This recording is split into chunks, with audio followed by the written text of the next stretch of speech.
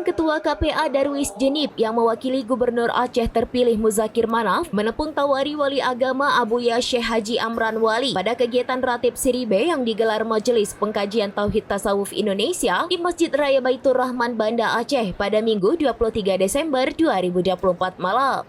Kegiatan tersebut semestinya digelar bersamaan dengan pesijuk pasangan Gubernur Aceh terpilih Muzakir Manaf dan Fadlullah, namun keduanya tidak berhadir karena sedang berada di luar daerah dan diwakilkan ke Darwis Jenib. Ketua Ratib Siribe Aceh Abu Haji Syukri Daud Pango mengatakan, zikir sebanyak-banyaknya adalah senjata bagi umat muslim. Meski demikian, tidak cukup sampai di situ.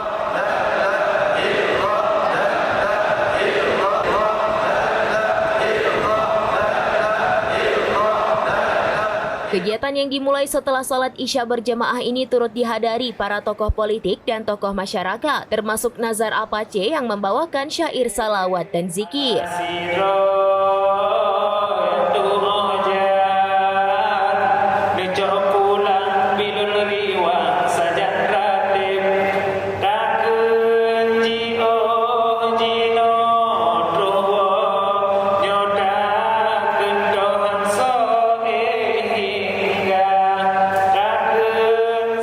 Ratib Siribe adalah suatu kegiatan zikir bersama yang dipopulerkan sekaligus dipimpin oleh Abuya Syekh Haji Amran Wali yang juga ikut membangun sebuah organisasi atau lembaga bernama Majelis Pengkajian Tauhid Tasawuf Indonesia. Dalam kegiatan ini juga diserahkan piagam kepada Abuya Syekh Haji Amran Wali sebagai wali agama oleh Ketua Ratib Siribe Aceh Abu Haji Syukri Daud Pango.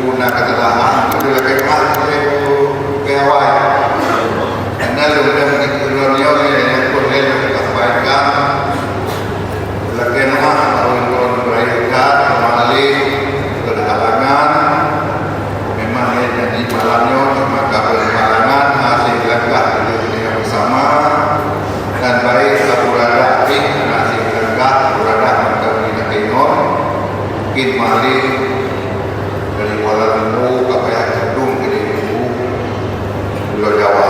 Jadi karena hadir di Kirtanyo dan terima kasih Gubernur Maduk yang kali ini Mali punya mungkin kedua yang akan diganti sama-sama dengan Gubernur yang pucuk dari Maduk untuk agama Allah wajib.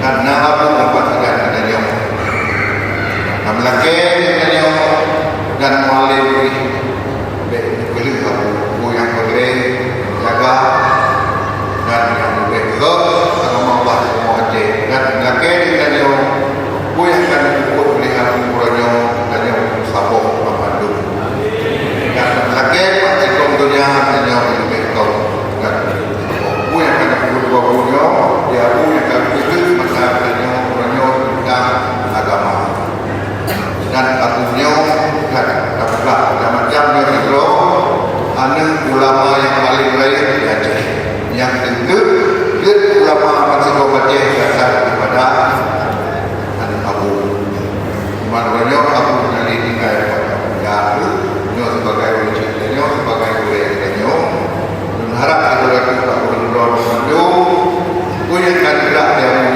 nyonya sama-sama nak betul mati tanggung jawab yang mati kau mati jadi itu kayak mengulang berlagak untuk nawakil yang lain terkadang menurut kau kau